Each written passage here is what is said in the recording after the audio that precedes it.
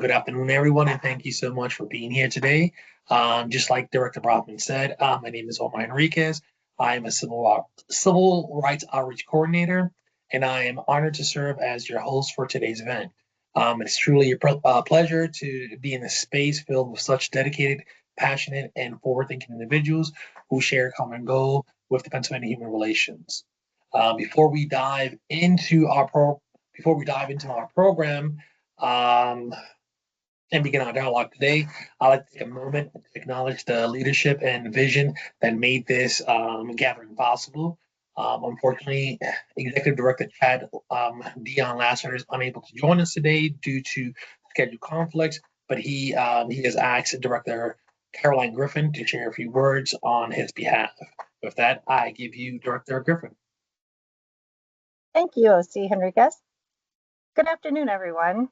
On behalf of our Executive Director, I would like to extend his sincere apologies for not being able to be here today due to a prior presentation commitment. He also wishes to express his sincere gratitude to you, Executive Director Strange, for being with us today and for your dedicated work in advocating for the LGBTQ community here in Pennsylvania. And thank you all for sharing your time with us today. Thank you, Outreach Coordinator Hernandez, for facilitating our event today. I will hand the floor over to you to introduce our esteemed guest presenter. We look forward to a wonderful and impactful presentation. Thank you, Director Griffin. Now it's my great honor to introduce our speaker, someone whose work and voice has made a lasting impact in the LGBTQ community. Executive Director Ashleigh Strange, preferred pronouns are they, them. They have been an executive director of the Governor's Advisory Commission on LGBTQ affairs since March 2024. In this position, Ashleigh engages with federal, state, and local agencies to promote effective utilization of government programs impacting the LGBTQ Pennsylvanians. They and work with the commissions to educate the community on existing resources. They graduated in 2016 from the University of Alaska Fairbanks with a bachelor's degree in broadcast and journalism. They serve as board chair on the PA Stand Up Institute, board vice chair on the Planned Parenthood Pennsylvania Advocacy Board, and a member of the PA Commission of Fairness and Justice. Ashleigh is from Fairbanks, Alaska. They currently reside in Allentown, Pennsylvania, with their partner, Kat, and several failing plants. With that said, I give you Executive Director Ashleigh Strange. Thank you so much. I'm really happy to be here. I'm seeing a lot of people on the participants list today that I have worked with, like Director Enriquez said, I work with a lot of federal and state agencies, and that means that I'm working with just about everybody in this room. Oop, hang on. Sorry, I just clicked out of my own. Thanks for your patience.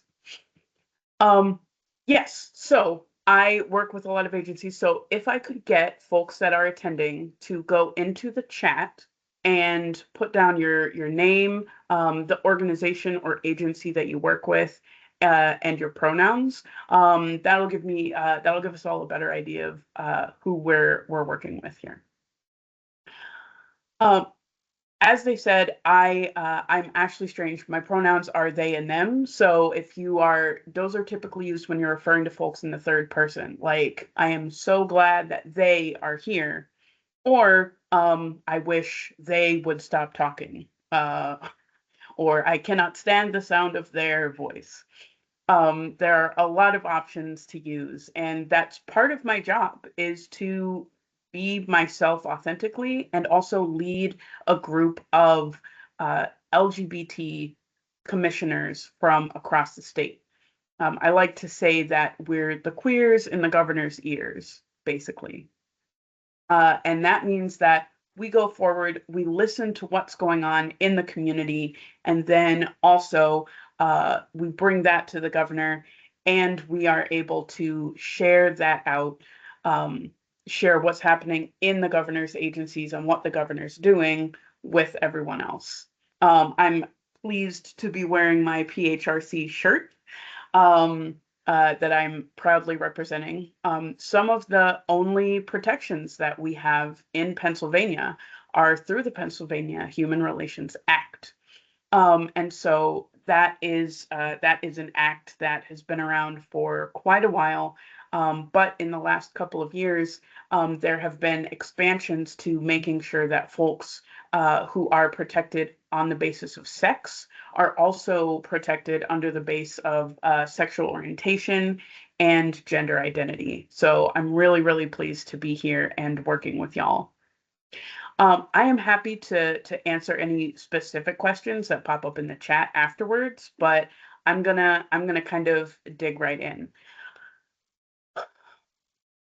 We have a lot going on in our community. During the campaign and, of course, immediately after Inauguration Day, the president and the federal administration have made enemies of people in the LGBTQ community, specifically trans folks. There have been a couple of executive orders coming from the federal level. I say a couple, I mean there are roughly 10 that are directly impacting the trans community and seeking to make sure that trans folks are not accepted in everyday life and cannot access the same medical care that other folks can. That has made it really hard for our community to actually live, to sort of see the light at the end of the tunnel. But something that I like to assure everyone is that regardless of what is happening at the federal level, the governor and all of the agencies under the governor's purview are steadfast in making sure that they are protecting our community, uplifting our community, and serving our community. And the mission, vision, values, and laws of the state of Pennsylvania have not changed.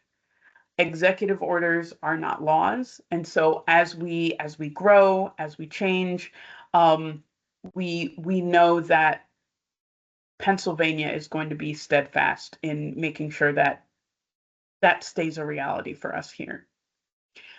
I want to share a little bit of what exactly we've been doing with some of the agencies. For example, the Department of Corrections, a lot of the EDs from other commissions were able to go and visit the Department of Corrections. And before I get too far ahead, I'm not alone here. There are 6 of us under the Department of External Affairs in the governor's office. We have the commission, the LGBTQ Commission, we have the Women's Commission, the Next Gen Commission, which is Pennsylvanians age 16 to 24, 16 to 26. It's either 14 to 24 or 16 to 26. Don't tattle on me if I get it wrong. We also have the Latino Commission and the AAPI Commission and the African American Commission.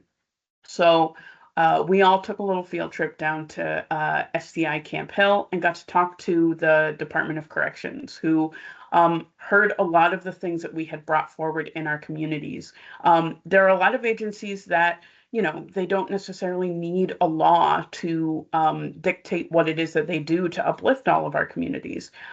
They have already included a lot of gender neutral language in their external documents, and any inmates that come into the facilities that identify as transgender go before a gender review committee before they are placed into a facility.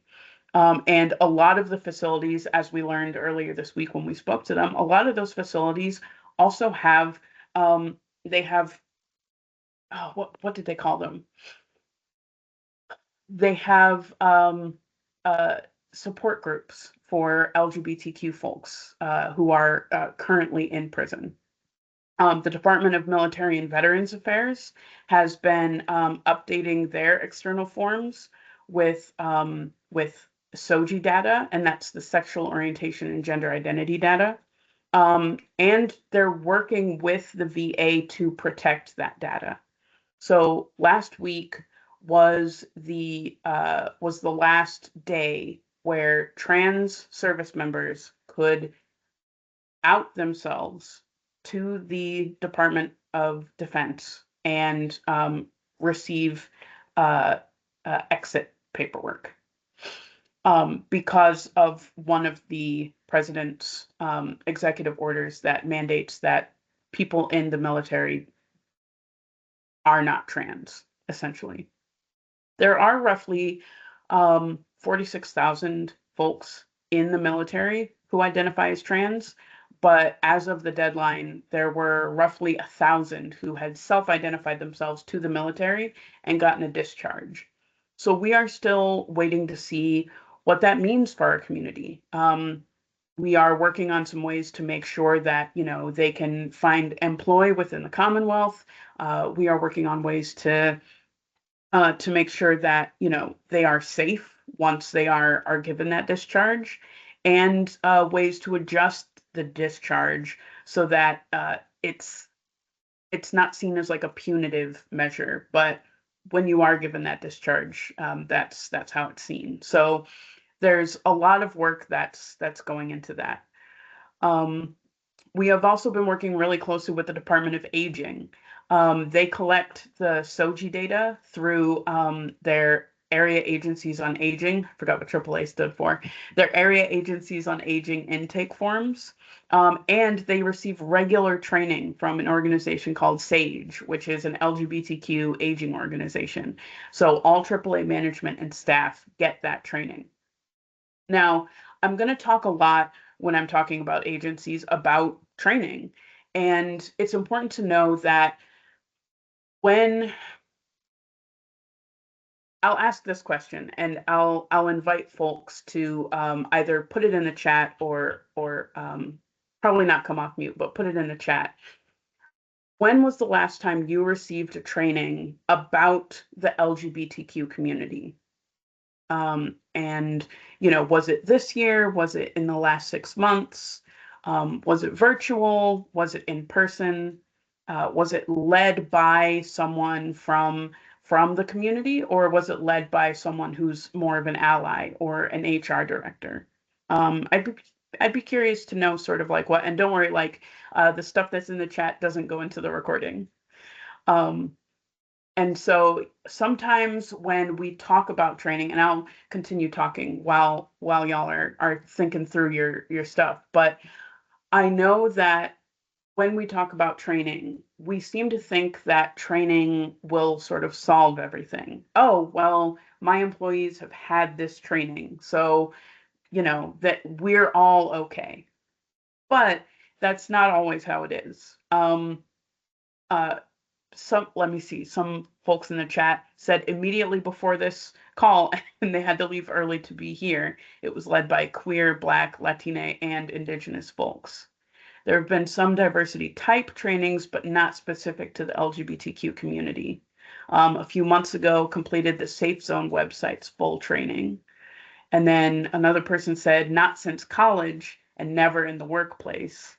So yeah, so there is a lot of formal training that can happen, but it doesn't immediately solve all the problems. Especially since a lot of people have had the training, it sounds like, you know, a long time ago, or even in the last couple of weeks, or more than a year ago.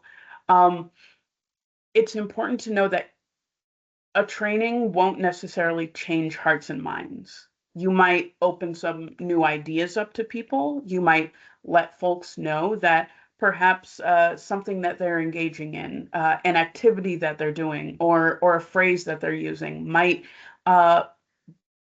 be considered harmful to one community or another. But a single training doesn't necessarily change hearts and minds. And so when we go through, and I'm talking about the training that some of these agencies are doing, it's training that they know will have to continue on, and it's training that that everyone knows won't solve the problem, and you can't just say, "Oh, we've done the training, and now we're completely in the clear."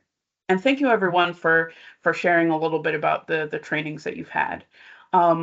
You know, I can make sure that I share with Omar a little bit of some of the trainings that you know, are available to the public, but also some of you have said that you had trainings with the PHRC. And so we can make sure that those are available as well. So yeah, the Department of Health continues to offer gender marker changes on birth certificates.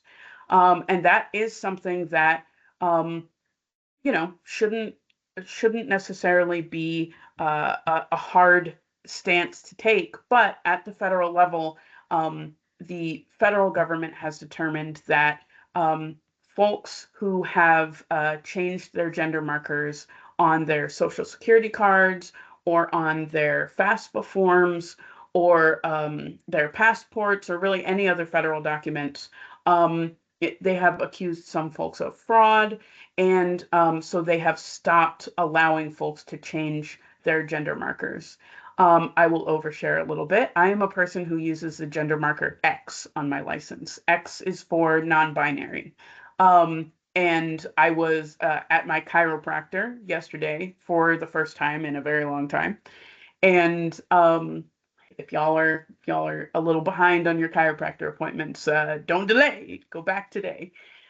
And one of the questions that they asked was gender, and it just said male, female. And it did take me a second to sort of think through that because I identify as neither male or female. I'm a non-binary person. Many non-binary people will use the phrase when they're asked, how would you like to be perceived? They will say, do not perceive me. But the thing about having to fill out forms that are very binary, where there is either male or female, it can be very difficult to go to the doctor. I remembered why I hadn't been back to my chiropractor in a couple of years, and it was because of things like that.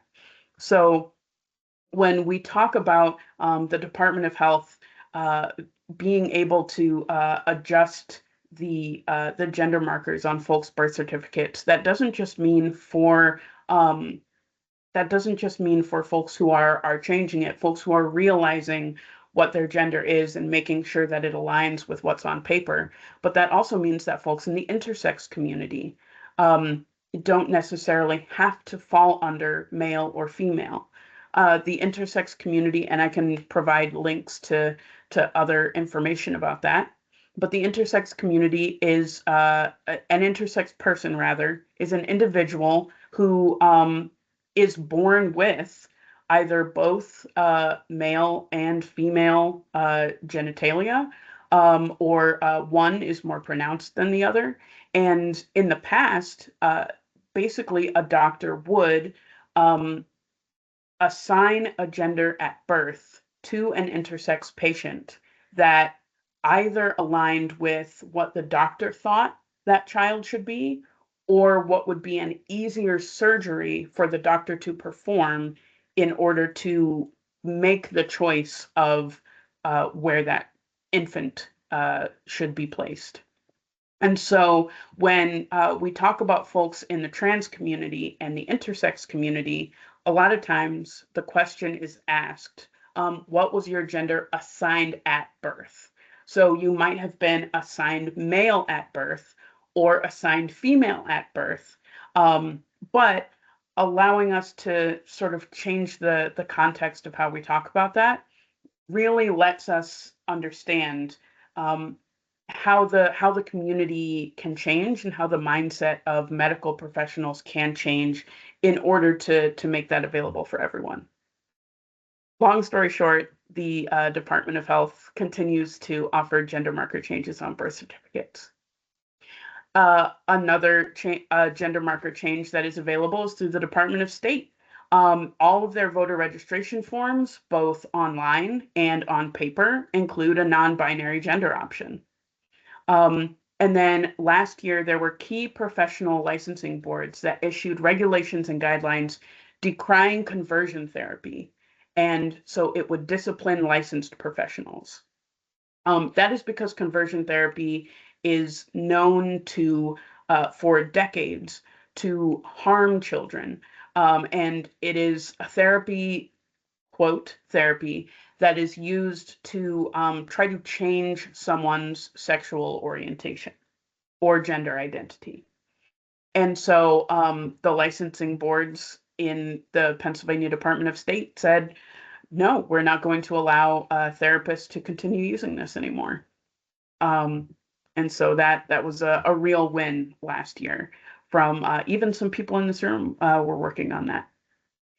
The Pennsylvania State Police has been revising a lot of their trainings to reflect some understandings about bias-based policing and specifically about the LGBTQ community, and their new academy that's going to be completed in 2028. I believe they broke ground on that earlier this year. They formerly only had male and female dorms, and now they are going to have co-ed 300 individual cadet rooms. So that was a major win as well. I'm going to take a moment to take a sip of water, and because we need to stay hydrated, I want to make sure that everyone else does the same. So grab your water. You too, Jay, if you have some.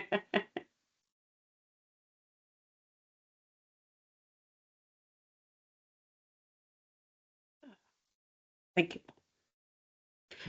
I want to talk a little bit about the Department of Transportation.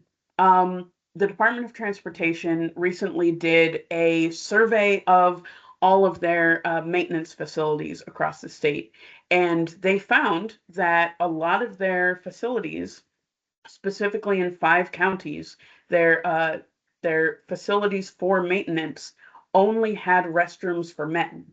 And so because back in the day, there were only men who were working on a lot of our roadways across the Commonwealth. And that has changed. And so we must change with it. And so the Department of Transportation is adding a lot of universal restrooms, also known as single-use restrooms or all-gender restrooms. And so those will be added to maintenance facility designs in those 5 counties. It's not the only place that that will have those bathroom changes, but I'll stop there with that.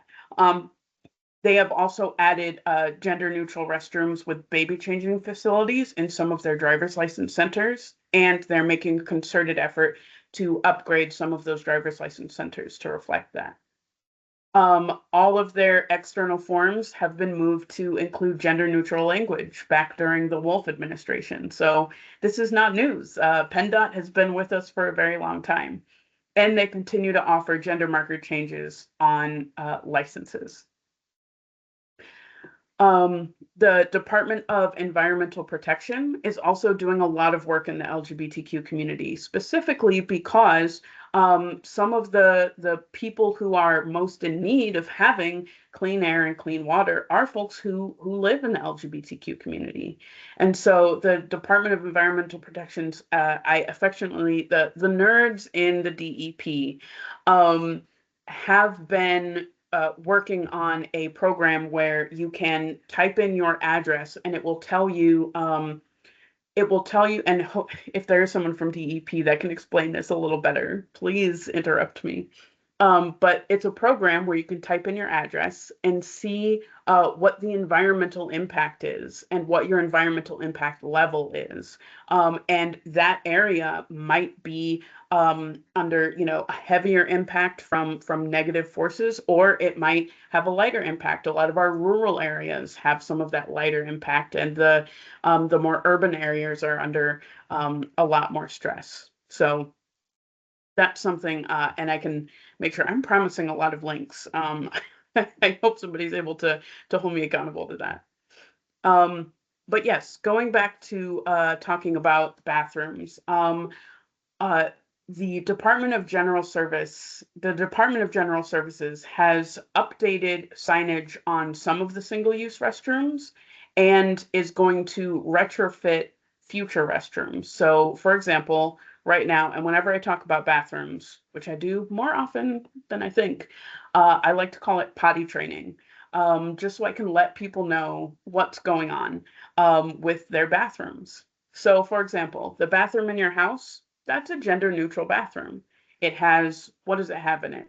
A sink, a toilet, sometimes a shower, but it doesn't matter what gender you are, you can use that bathroom because it's single stall and the door closes. So we looked at areas, awesome, thank you, Hannah, who mentioned in the chat, yes, I say this at my trainings. So especially when we have a gender neutral bathroom like that, in some places in the Commonwealth, they already exist, but they were marked women and men. So we are going through and we're looking through all of the buildings that the Commonwealth owns and seeing where are those already located and how can we relabel them so that rather than having that says skirt person or pant person, which is usually the images that's there, we have a sign that instead shows what it is. If it has a toilet, if it has a baby changing table, if it's accessible, then we want to make sure that those are the images that we're putting up. And we, right now in the Capitol building, in the main Capitol building, we have 3 gender neutral restrooms. In the governor's residence, the part that's available to the public, don't go upstairs, you're not allowed up there. But the part that's available to the public, all of those restrooms were recently, the signs were changed to reflect that they were all gender neutral bathrooms. It wasn't anything that no plumbing needed to be updated or anything like that. It's just that the signage needed to be changed. And in the next year, by the end of 2026, there will be over 80 new gender neutral bathrooms available. And not just for Commonwealth employees, but also for other folks in the communities whenever they go and they want to make their voice heard to someone in the Commonwealth. If they have a meeting in one of these buildings, they will also be able to use these bathrooms. So it's something that I'm particularly proud of, even though it's not something that's usually brought up in polite conversation. I'll also say that the Department of Education has a lot of LGBTQ resources for secondary and post-secondary instructors and students on their website. So that means that folks can go on and get trainings and other things that they might need to show, in order to show. I'll take a little breath here for a second.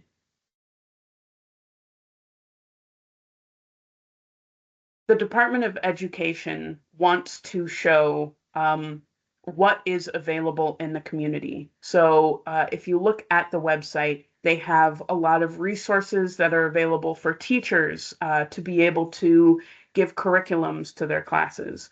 They have information for coaches on how to integrate students that might not fall under the traditional gender binary in their sports, and a lot of other stuff like that. And then, of course, for post-secondary, it has a whole list of all of the colleges and universities in the Commonwealth, but also it has links to all of their diversity programs or their LGBT centers.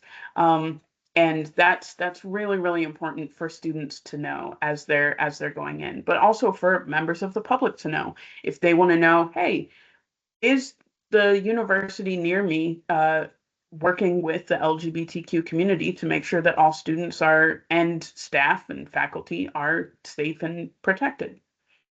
So that's a lot of the stuff that we've been doing over the last year, specifically with the agencies. I'll mention that the other thing we're doing. So that's sort of what the agencies are doing that we bring to folks. And now I'll transition to talk a little bit about what we do to listen. So this program that we're doing right now was called Here to Hear, being I am here to listen. And we want to listen to folks in all kinds of communities. And so my commissioners and I have, hopped behind the wheels of our jalopies and taken to the streets to listen to folks in their areas to find out what's happening. So we specifically did some listening sessions in rural areas that had trans community members that reached out to us for support. So our rural trans town halls we held so far in Tioga County, Westmoreland County, and Monroe County, and going forward, we'll soon have one in Wayne County. And we asked people some basic things for some of these town halls. We asked, what rocks about living here in rural Pennsylvania? What sucks about living here in rural Pennsylvania? And what do you need? If you had a magic wand to wave around and boop, what is something that you would like to appear that would improve your life here in rural Pennsylvania? And so, folks said that they loved the fresh air, the cost of living. There are a lot of online affirming spaces that they can find, but they would rather have more in-person spaces. If anyone around here is from the Pittsburgh area, folks in the Pittsburgh area can't really function well without a cookie party. It's one thing to have a good online space, and it's another thing to be able to sit around with people and have a table full of cookies and just talk about issues that are happening. I've been to more than a couple of weddings in the Pittsburgh area with huge cookie tables. And so I know the need for that for sure. Some of the things that really sucked for them, they talked about transit. Not only is it hard to get, Lyft or Uber out in those areas, but also public transit is hard to get a hold of. And we know, of course, that the governor is very focused on making sure that, all of the public transit, buses and trains are well funded. And so that's something that he's specifically working on. And I know there's a lot of legislation around that. Some of the folks also said what sucks was treatment at work. They were treated poorly at work, and they said that they didn't feel like there was a path to sort of get help or to stop that poor treatment. I did, of course, share with them, and I travel with the PHRC LGBTQ protections. And so I was able to hand that information out because one of the things that the Pennsylvania Human Relations Act does protect is they protect against discrimination in employment. And so, I was able to give that information out to them. Some folks said that they received threats and harassment. Some of those threats even came from police officers and families of police officers, so they felt like they didn't have anyone to go to report some of those threats. They also reported a lot of invisibility, which is sort of a double standard, because even just being themselves, being out, wearing a fabulous tie-dye shirt, doing whatever they want to do, they felt visible to the point where it was scary. But they also felt invisible because they weren't seen in, they didn't see themselves reflected in a lot of their, in a lot of the media or a lot of the officials that represent them and things like that. A lot of them told me about their need to travel to get care. One person who came to Monroe County from Pike County to listen in on the town hall told me that his doctor did not know what the Mpox vaccine was. The Mpox, which was formerly known as monkeypox, it often is spread among gay men. And so it's important for them to get the vaccine. But because his doctor didn't even know what it was, did not even know that such a thing existed, he had to drive several hours to get to Philly just in order to get that vaccine and find a doctor that understood. Um, they also had a lot of questions about federal travel. And one of them even said that they might need to change their career path because they wanted to be a pediatrician. But the dominant narrative in the area that they lived in said that it aligned being a part of the LGBTQ community with pedophilia. And so they were worried that they wouldn't be able to do what their calling was, which was to be a pediatrician in the area where they live. And they talked about a lot of needs. They wanted protection of their medical care, access to medical care, affordable medical care and medication. And some of them even requested things like community centers and health centers. I had a couple of people saying, "Can you build me a health center?" And I said, I have no knowledge of how to build a center, but there are plenty of grants available through the Commonwealth that will allow communities in need to create more community health centers. And I believe that one just opened up in one of the counties that starts with a W.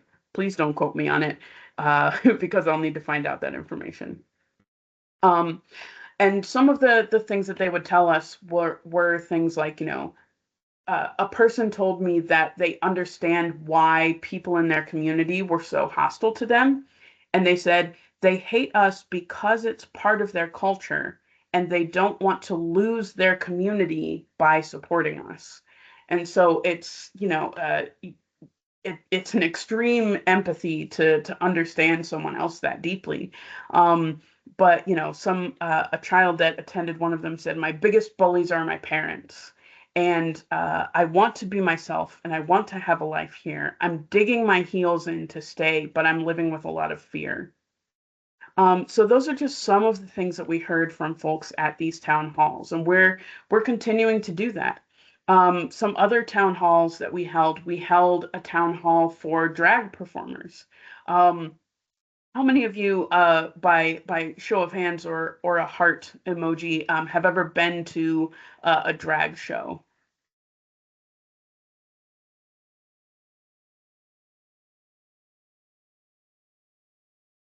Awesome. Yes, it's a great way to spend, an afternoon or an evening for sure. And so the thing is that drag performers in Pennsylvania are independent contractors. They're small business owners. They're performers, and they are provided a lot of the protections under the PHRA, and they're provided protections under, the small business sector, and they don't have a lot of access to it because of the nature of their work. Some have said that they felt unsafe when they were in their drag costumes, but they didn't know if they could go to a police officer because of what they were wearing. They didn't know if they could, tell something about what was happening to a bar owner or wherever it was that they were performing, because they weren't sure they'd be taken seriously. So we listen to a lot of them, and we're continuing to work with that community. And actually, for those of you in Harrisburg, I believe that there's a drag show on the front steps of the Capitol building today. If it hasn't already happened. I hope they didn't pick the hottest part of the day, but there is going to be a drag performance on the steps of the Capitol, and we're also planning to do another event to connect more drag performers with agencies on July 16th, which is International Drag Day. One of the other listening sessions that we have done is for youth. So, by show of hands, how many people in this chat are under the age of 18 or still in high school? Yes, I didn't think so.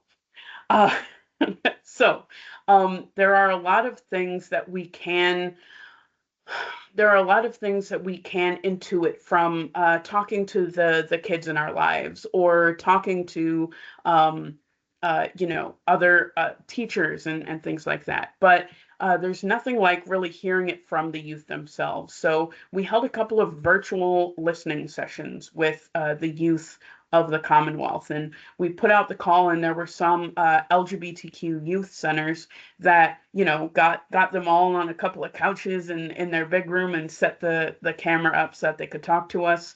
And it was really a fantastic couple of days. We had roughly 40.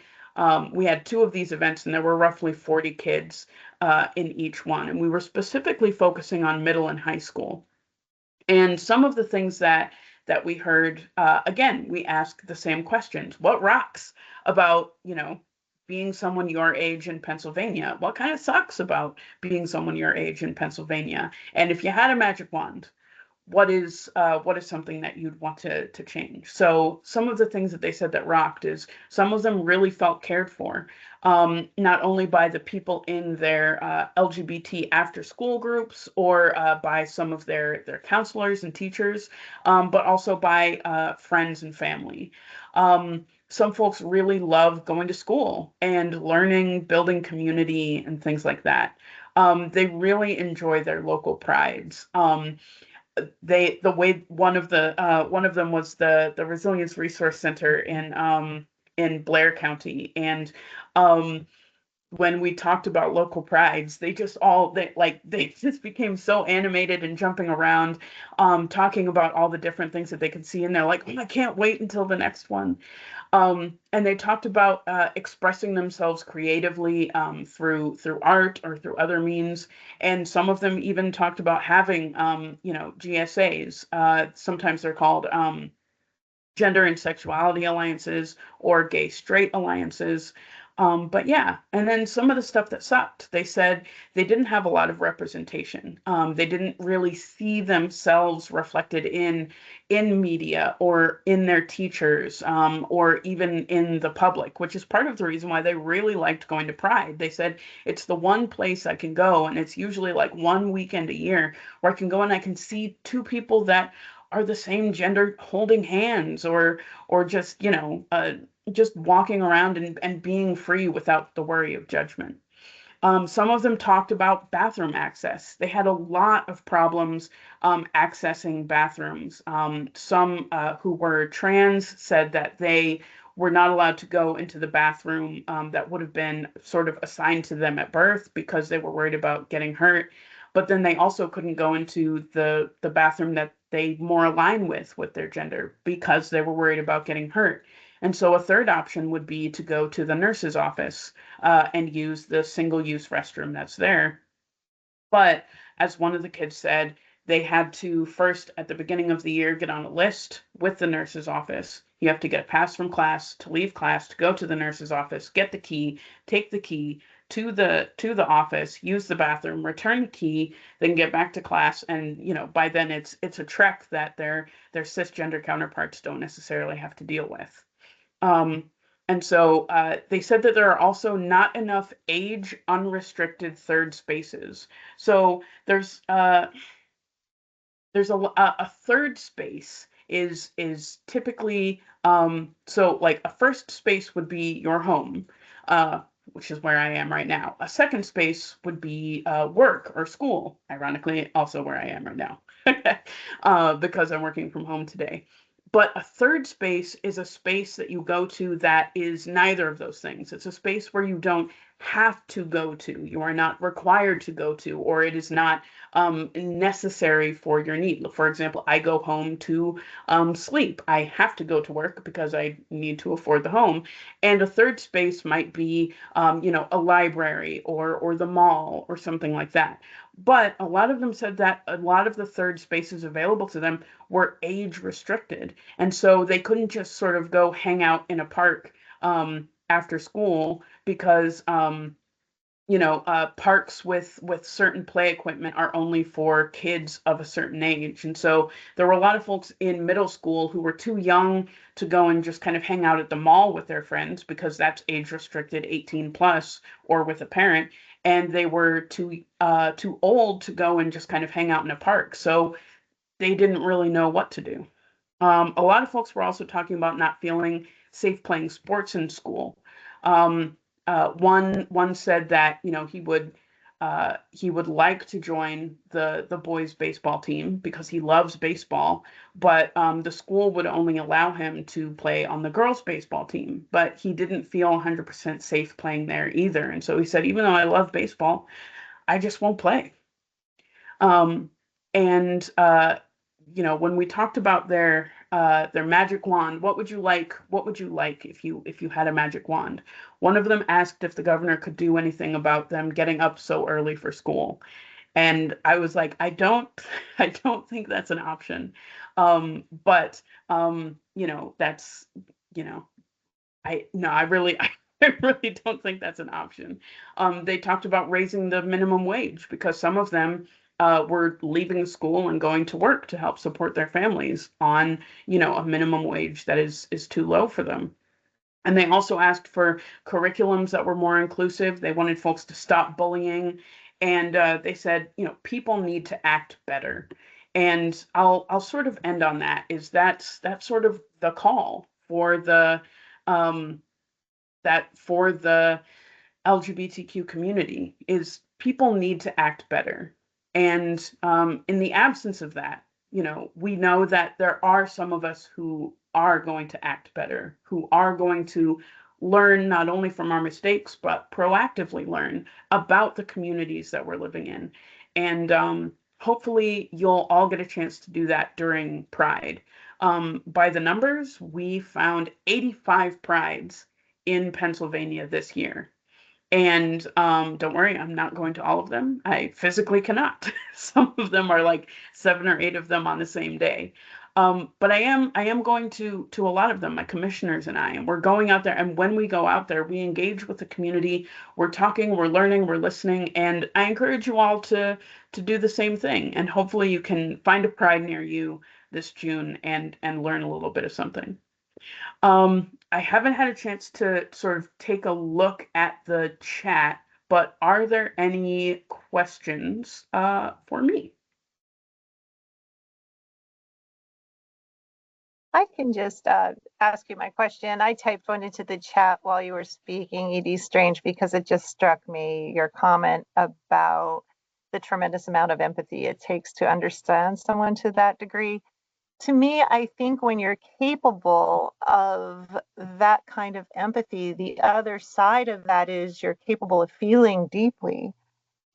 So what can we offer people? How can we support people? Because understanding doesn't mean condoning or accepting the bad treatment. How can we support people when they do understand what your comment about, certain people and communities not wanting to lose their acceptance by accepting, right? So how can we support maybe our friends or our children or in those situations? Or how can we support the person who understands but doesn't accept? What can we do to help?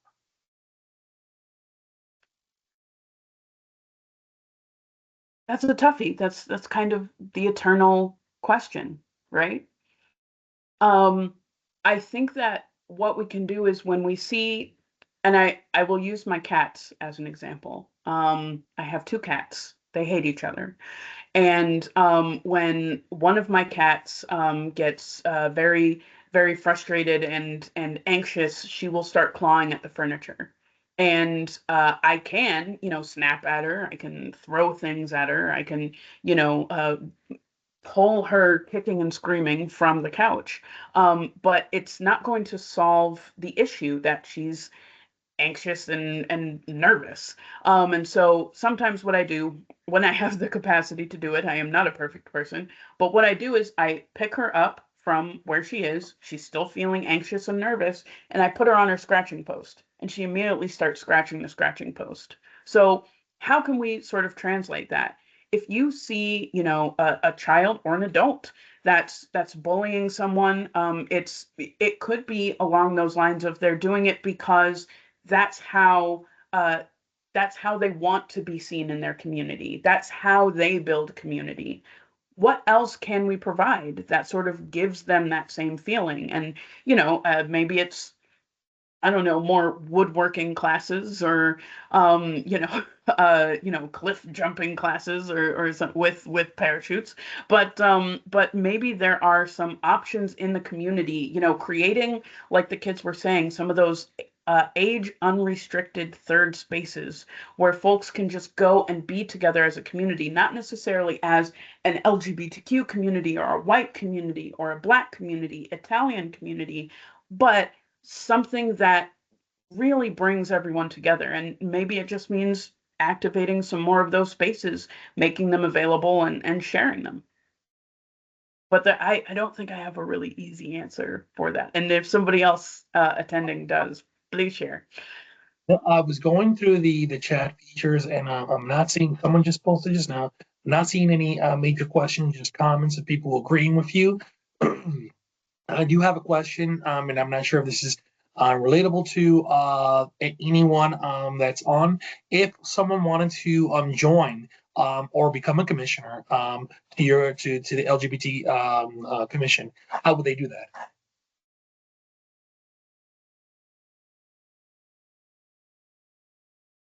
So our commission serves 2 years. So the new sort of batch of commissioners that's coming in will be decided in July, because it's up to the governor to decide who's on that commission. But folks can feel free to email me throughout the year, and even if it's not just to become a member of the commission, but if you want to get access to our email newsletter, if you want to call me or text me about issues that are happening in your community or good things that are happening. I don't mind a 3 a.m. text if it's something joyous that's happening in the community. But it gives a lot of folks in Pennsylvania an opportunity to connect with us, and then perhaps we can connect them with other, community aid where they are. So I've dropped a link in the chat to our link tree. And that will allow you to sort of see some of the resources that we've pulled together. A lot of the links that I was talking about earlier are in there, and it also gives you our email address, our social media. Part of the reason we had these rural trans town halls is because we had a lot of people writing on our social media page saying, I don't feel heard. I don't feel like anyone comes and listens to me. I feel like I don't know what's happening in government. So we hopped in the car and we drove right on up there.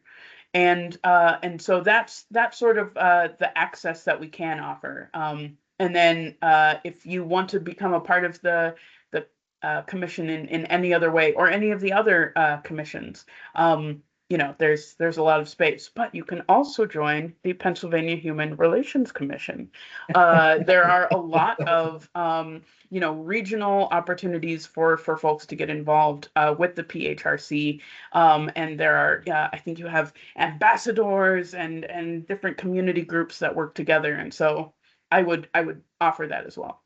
Advisory. Thank you for that plug. Yeah, I don't want to just I don't want to put the plug, but thank you for that. Yeah.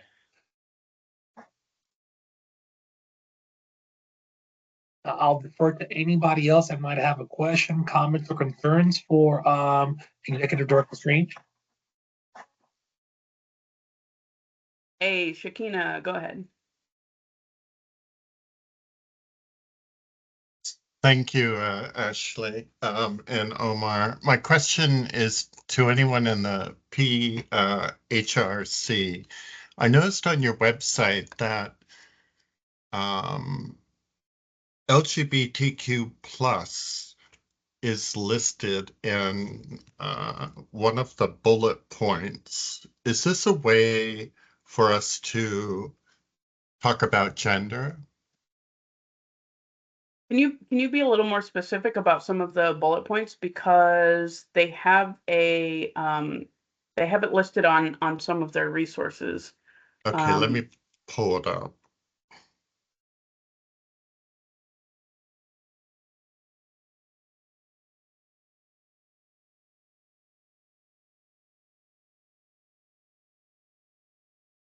Sorry.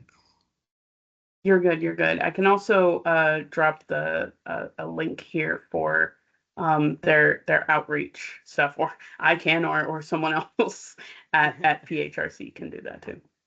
Okay, I can't find it at the moment. I don't want to hold anyone up. I know that in the work I've been doing in East Africa, we quickly realized that language was like critical to being able to have that representation of who we are, right? So folks in the community, LGBTQ community in Kampala, Nairobi, they went, right, how do we like make this happen so that we all understand? So keywords, which I'm sure quite a few people in this space have seen a list. LGBTQ might be on it. So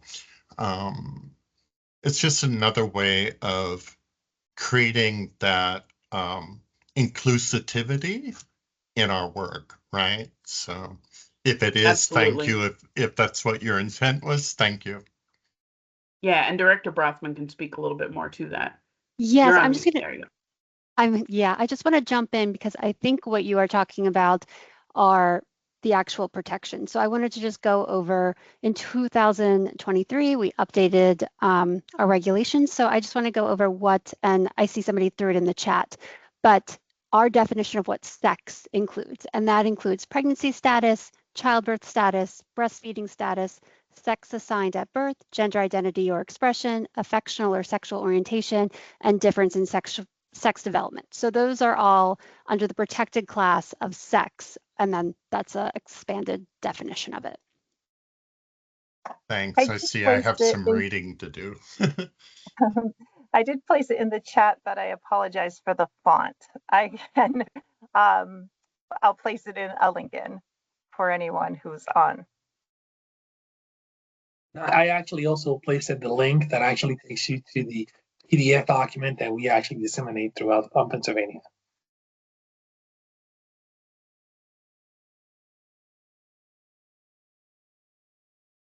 Well, I want to thank y'all for having me on today.